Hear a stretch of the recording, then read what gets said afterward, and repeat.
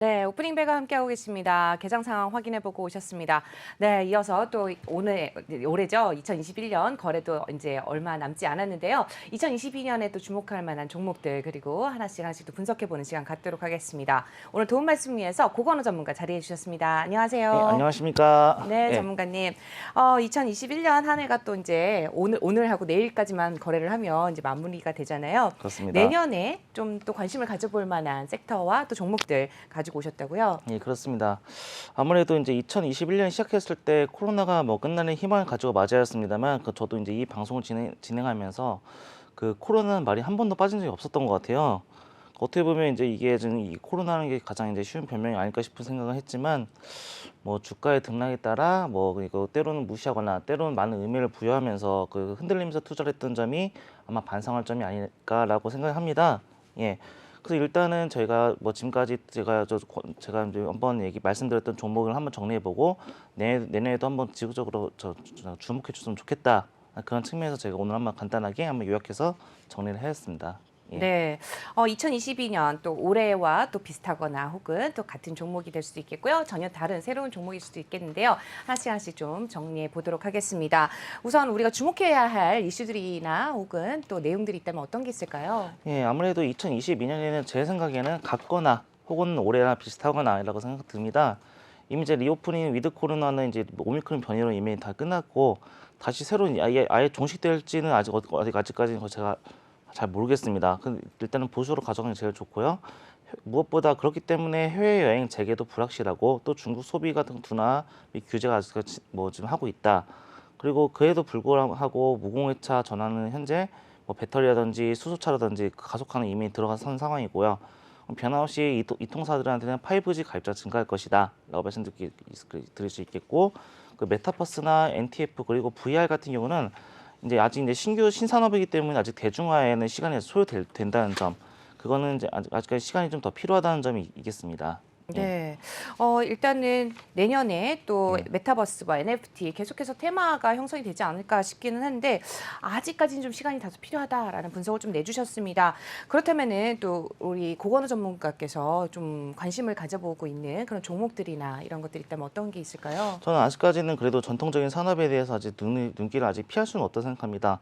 물론 메타버스나 NTF나 VR 같은 경우는 이거 가지고 이제 어떻게 할까, 어떻게 수익 모델 낼까, 그걸 아직 이제 확실하게 이제 할 수 없는 상황에서 무작정 이것만 보고 투자하기에는 리스키하다라고 이제 말씀드릴 수 있겠고요. 저는 지금까지 제가 제 특성상 약간 장기 투자를 좀 좋아하기 때문에 좀 그래도 장기적으로 바라볼 만한 종목 한번 간추해 봤습니다. 이미 제가 네. 소개한 종목이 대다수긴 하지만요. 네. 예. 함께 좀 종목을 확인해 보도록 할까요? 네. 예. 어떤 종목들이 있는지 함께 좀 확인을 해 보도록 하죠. 예, 이야기가 쭉 네. 말하면 좀 길어지긴 하겠지만, 이제 코리안리 같은 경우는 최근에 그 신한라이프랑 네. 공동재보험 이제 MOU 체결을 맺었습니다. 네. 간단히 이 공동재보험은 뭐냐 하면, 기존의 그 보험사들의 위험보험료만을 수재했던 그 재보험사들이 그 뭐 사업비라든지 아니면 금리 같은 그런 것도 리스키한 것도 같이 이제 수재를 하게 되었다라고 말씀드릴 수 있겠고요. 이거는 이제 그 코리안리에 있어서는 그렇게까지 이제 뭐 단기적인 실적 영향 없겠지만, 그래도 이건 배당을 원하신다면 그래도 코리안리는 가져갈 만하다라고 어. 말씀드리겠고요. 네. 그 우리금융지주 같은 경우는 아무래도 이제 기준금리 인상 이슈라고 볼 수 있겠습니다. 예, 네. 뭐 이번에 그 순이자 마진의 본격적인 반등이 예상되는 것도 있고요. 그리고 한국은행 기준금리가 또 인상될 전망이다라고 이제 얘기가 나오고 있기 때문에 은행의 이제 이자이익도 견조한 증가세가 있을 것이다. 그리고 기말 배당 수익률도 6% 정도 되기 때문에 이것도 괜찮은 종목이라고 말씀드리겠습니다. 안정적으로 가져가신다고 하시면. 네. 예. 안정적인 수익을 원하시는 분들 어쨌든 뭐 배당도 있고 또 예. 그리고 계속해서 좀 좋은 흐름을 가져갈 수 있는 종목으로 이제 뭐 금융 쪽에서는 코리안리와 우리 금융지주로 관심을 좀 가져보시면 좋을 것 같습니다. 그 밖에 지금 보니까 또 이마트를 가져오셨는데 사실 예. 이마트 올해 굉장히 수익이 좀 좋고 또 실적도 좋고 그래서 좀 좋은 흐름 가져갈 거라고 예상을 했었는데 사실상 이마트가 좀 지지부진한 흐름을 가져갔어요. 그렇습니다. 아무래도 다른 유통업체들의 공룡들도 나타나면서 이제 그리고 그런 점이 없지 않아 있을까 싶은데, 그래도 다른 대형마트보다는 이제 어떤 수익성이라든지 나머지 롯데나 시장 점유율적인 측면 상당히 우위에 점하있다 볼 수 있겠습니다. 아무래도 그 이마트는 이마트 자체적 오프라인 채널보다는 이베이 코리아 인수를 약간 어느 정도 중점으로 보시는 게 더 중심을 접근하는 것이 제일 좋다고 생각드리고요. 그리고 이제 이로 인해서 대신 이제 이로 인해서 이자 비용이 증가하지 않나, 뭐 ROE 등 뭐 투자 지표가 하락할 것이 예상되지만 그 무엇보다 그 온라인 유통 시장의 치열한 경쟁을 생각한다고 하면 아마 좀 실적에 대한 불확실성이 좀 있습니다. 아마 그것 때문에 주가가 지지부진하지 않았을까 싶은데 대신 이제 4분기쯤에 스타벅스 코리아 이제 연결 효과로 인해서 좀 이제 어느 정도 실적으로 반영된다고 하면 좀 긍정적인 효과가 있지 않을까 싶고요.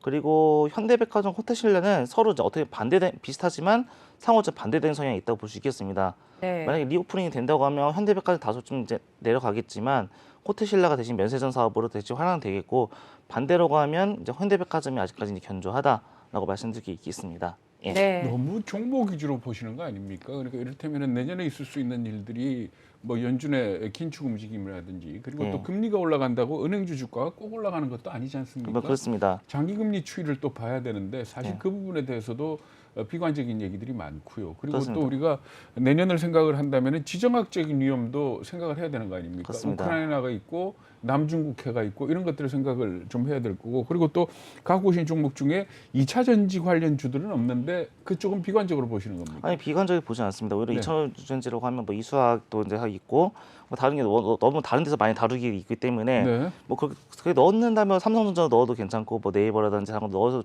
중요하지만 너무 이제 그 대형주들은 이미 다 포트폴리오 안에 다 들어가 있어서 판단을 들어서 저는 여기서 추가적으로 넣었으면 하는 바람입니다. 그러니까 지금 예. 가지고 오신 종목 중에 NC소프트나 이수화학을 빼고 나면은 사실 어떻게 보면 굉장히 점잖은 주식들 그렇습니다. 속하는 것 같은데. 그렇죠. 안정적으로 갈 수 네. 있는 네, 뭐제 종목이죠. 성향일지도 모르겠지만 너무 제가 좀 이제 그래도 너무 이제 이슈에 흔들리지 않고 자기만의 기준을 좀 세웠으면 글쎄요, 좋겠습니다. 이마트 같은 경우도 말하자면은 자기 그러니까 그 종목 자체의 어떤 뭐 수익 개선 기대라든지 이런 것보다도 예. 지금 현재 그 온라인을 둘러싼 쿠팡이나 뭐 마켓컬리나 그렇습니다. 뭐 이런 경쟁하고도 또 같이 봐야 되는 거 아닙니까? 맞습니다. 그런 것도 같이 봐야 하는 것도 있고요. 그리고 아무래도 이제 스타벅스 이번에 최근에 지분 인수라든지 이런 거 이슈에 있다. 아무래도 주가를 끌어올리기 위해서 뭐 실적을 개선을 위해서 뭐 인수를 했다 이런 말도 있는. 스타벅스가 더 좋아질까요? 그러니까 물론 뭐 스타벅스 자체가 예. 수익성이 높은 그런 사업이긴 하지만은 스타벅스를 이마트가 지금 갖고 왔지 않습니까? 그렇습니다. 그렇다 그래가지고 이 스타벅스가 지금까지의 어떤 퍼포먼스보다도 더 좋은 퍼포먼스가 나올 거라고 생각을 하십니까? 일단은 뭐 제가 보기에는 뭐 저 좋은 퍼포먼스 나왔으면 좋겠지만 지금 여러 가지도 스타벅스가 지금 역으로 좀 환경 규제라든지 네, 그건 좀 막고 있는 건 사실입니다. 뭐 프리퀀시라든지 그런 거 보면 네,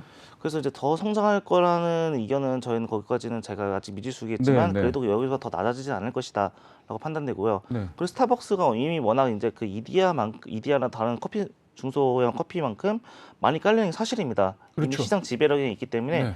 어차피 커피를 마실 거라면 그냥 굳이 뭐 아예 그냥 빠르게 마실 거나 그런 게 아니라고 하면 그냥 스타벅스에 가서 마신다거나 그런 비싸잖아요. 비싸지면 그거 기껏 내지 그렇죠. 않습니까? 네. 이미 비싸다는 생각 하지도 않아요. 스타벅스가 커피가. 그렇기 때문에 그렇죠. 꾸준히 사람에 따라 시장 점유율은 다르겠죠. 있지 않을까 싶어요. 저는. 아니 이렇게 코로나가 이제 극성일 때도 스타벅스 커피만큼은 매출이 줄지 않았다고 합니다. 오히려 네. 그 아까 말씀하신 것처럼 또 이제 온라인으로 예매를 선주문을 해서 픽업을 하는 그런 서비스들을 많이 이제 이용하다 보니까 굉장히 실적이 탄탄하게 이어지고 있는 것 같은데요. 전반적으로 또 지금 말씀하신 것처럼 이마트 같은 경우는 자회사 실적 회복과 또 스타벅스 코리아의 편입 효과에 힘입어서 4분기 영업이익이나 이런 것들이 전년 동기보다 한 70%가량 증가하는 호실적을 거둘 것으로 전망을 하고 있다고 합니다. 계속해서 또 관심 가져보시면 좋을 것 같고 지금 이마트 같은 경우는 어제와 그저께부터 또 외국인들이 순매수에 들어왔다는 점도 함께 참고하시면 좋을 것 같네요. 저희가 한 14만 원대부터 한 17만 원 이상 또 갈 거를 예상을 했었는데 다시 또 내려왔어서 사실 저도 주변에다가 이마트 되게 좋은 것 같아라고 얘기를 했지만 네. 정말 지지부진했거든요. 그렇습니다. 내년에는 조금 좋은 개선을 좀 기대를 해볼 수 있을까요? 어떻게 보세요? 이마트는 제가 지금 계속 지켜봤지만 뭐 올라가다도 뭐 16, 17 정도만 올라가지 그렇게 크게 올라갈 것 같지는 않습니다. 개인적으로 말씀드리자면 게다가 또 뭐 재난 지원이 지급된다 뭐 코로나 상황이 뭐 악화된다고 하더라도 실적이 더 오히려 더 좋아지는 종목이지 안 좋아지는 종목은 아니라고 저는 생각이 듭니다. 그 점에 있어서는 평이할 것이다. 라고 말씀드릴 수 있겠습니다. 네. 만약에 리오프닝 된다면은 예. 뭐 언젠가 되겠죠. 된다면은 현대백화점하고 호텔신라가 그 중에서 나아 보이는 겁니까? 저는 그 중에서 나와 보인다고 하면 그냥 단연컨대 코테힐라가 더 나아 보입니다. 확실하게 말씀드리죠. 다만 코테힐라 같은 경우는 중국의 중국 화장품이라든지 그쪽 의존도가 좀 강하기 때문에 그 중국이 어떻게 될 것인지 그게 좀 변수로 볼 수 있겠고요. 예, 예전과 동일한 기준에서 본다 보면 코테힐라가 월등히 좀 좋다라고 말씀드리겠습니다. 예. 어떨까요? 그 여행주라든지 이런 쪽들을 어떻게 보세요? 여행주라는 것은 단기간의 회복은 또 이제 이번 올해 내도 어려울 거다. 어렵다라고 저는 개인적으로 예측을 하고 있고요. 예. 1년 내에 없어질 리는 아직까지 없다고 저는 판단되고 있습니다. 네, 예. 네.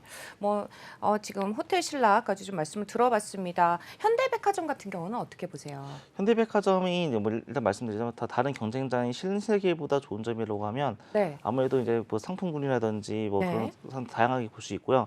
신세계보다는 그래도 백화점 사용 비중이 높습니다. 그렇기 때문에 어떻게 보면 저희가 이제 판단하기 제일 쉬운 종목이다라고 말씀드릴 수 있겠고 네. 시장 지배력이든지 이런 것도 견조하다라고 볼 수 있겠습니다. 예. 네, 일단 NH투자증권에서도 투자 의견을 매수 목표 주가를 10만 5천 원으로 유지한다라고 얘기가 나왔습니다. 현재 주가 74,600원 선에서 거래가 되고 있고요. 오늘 좋은 흐름 가져가고 있다는 점 함께 참고하시면 좋겠습니다. 이어서 살펴볼 만한 종목들 어떤 게 있을까요? 예. 그 인텔리아테크라는 종목 제가 옛날에 좀 약간 생소하지만 그렇죠. 소개시켜드렸죠. 예. 이게 이번에 최근에 그 저궤도 위성 안테나를 수주를 했습니다. 아주 이제 크게 수주를 했다고 하고 최근에 이거 B2B로 수주를 했고 이번에 B2C도 수주가 또 계속 들어올 것이다 예상되고 네, 있고요. 아무래도 저기서 위성이라든지 그리고 코로나19에 미뤄뒀던 선박 발주량이라든지 생각하면 해상통신용 안테나라든지 그런 쪽으로 이제 계속 이제 수주가 들어올 것이다라고 이제 분기 기준 최대 매출 달성 기대한다고 이제 이런 얘기가 있고요. 그 NC소프트 같은 경우는 아무래도 그 이제 리니지라는 거에서 이제 이런 그 IP가 있기 때문에 그쪽을 중심으로 보셨으면 좋겠습니다. 실제로 NTF나 블록체인을 보기보다는 아직까지는 게임 실적으로 한번 좀 보셨으면 좋겠다라고 네. 간단히 말씀드릴 수 있겠고 네, 이 수학은 제가 다음에 한번 다뤄볼까 싶었는데 네. LAB 이거 어떻게 보면 세탁 세제에 들어가는 쪽 원료거든요. 네. 그런가요? 예. 저 랩이라고 읽어야 되는 줄 알았어요. 저 랩이라고 읽었는데 그 연선 알킬 벤젠 말이 좀 어렵죠. 예. 네. 이것이 이제 국내에서는 그 이 수학이 유일하게 생산하는 종목이라고 합니다. 세제에 들어가는 거라고. 그렇습니다. 어. 작년 중국 이제 그 최대 생산 업체인 진통사 화재는 생산을 못 하고 있고요. 네. 그리고 일본의 JXTG는 설비를 폐쇄했습니다. 그 유일하게 이제 한국이 약간 그래도 좀 어느 정도 생산을 많이 하는 기업이 되었는데 이것 때문에 어떤 장기 호황이 예상된다는 이제 이런 얘기도 나와 있습니다. 예.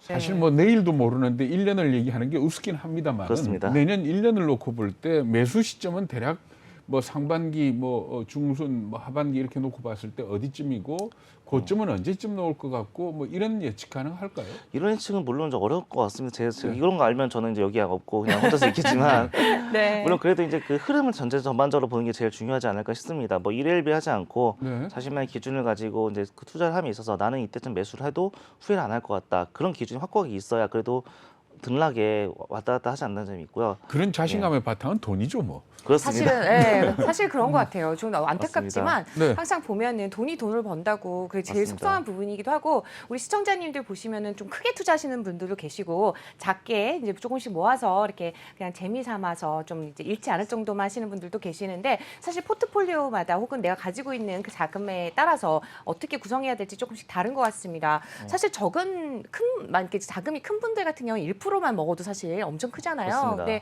그렇지 않고 좀 액수가 좀 적다 이런 분들은 사실 7%, 10% 이상 이렇게 올라가지 않으면 어떤 투자의 의미가 없거든요. 차 뛰고 포 뛰고 수수료 다 뛰고 나면 남는 것도 없고 사실 그런 것 같습니다. 근데 어찌 됐든 간에 조금 더 안정적으로 좀 길게 내가 막 계속 들여다봐야 되는 그런 상황이 아니라고 하면 안정적인 포트폴리오를 구성하는 것도 좋지 않을까 싶습니다. 그러면 새해를 맞이하면서 네. 이 자기의 이 투자 지갑을 예. 현금과 주식을 어느 정도 가지고 2022년을 시작하면 좋을까요? 저는 그래도 이제 주식을 반 정도 이상을 가져가는 게 제일 반 좋지 이상 않겠습니다. 가지고? 왜냐하면 어차피 장기화가 될 것이고 물론 이제 이득 제 현실적인 얘기해 보면 이미 급여 생활로는 생활할 수 없는 상황이어서 급여에 따라 다르죠. 다르겠지만 네.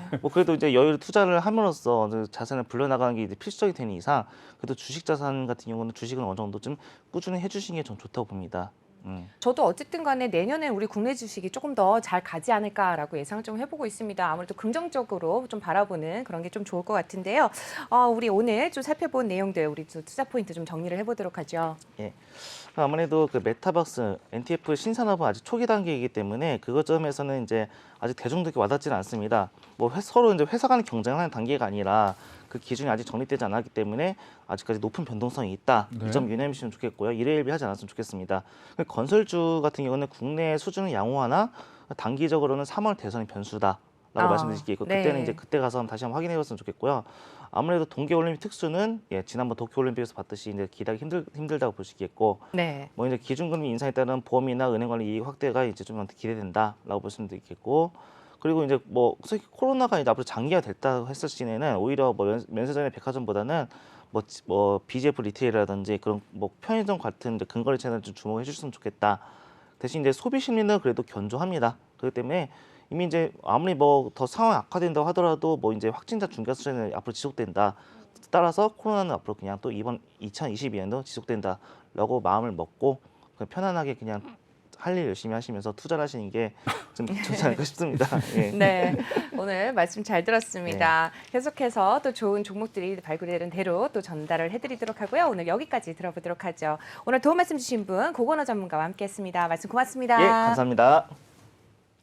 안녕하세요. 내외경제TV의 장유진입니다. 저희 내외경제TV의 다양한 영상과 콘텐츠 잘 보고 계신가요?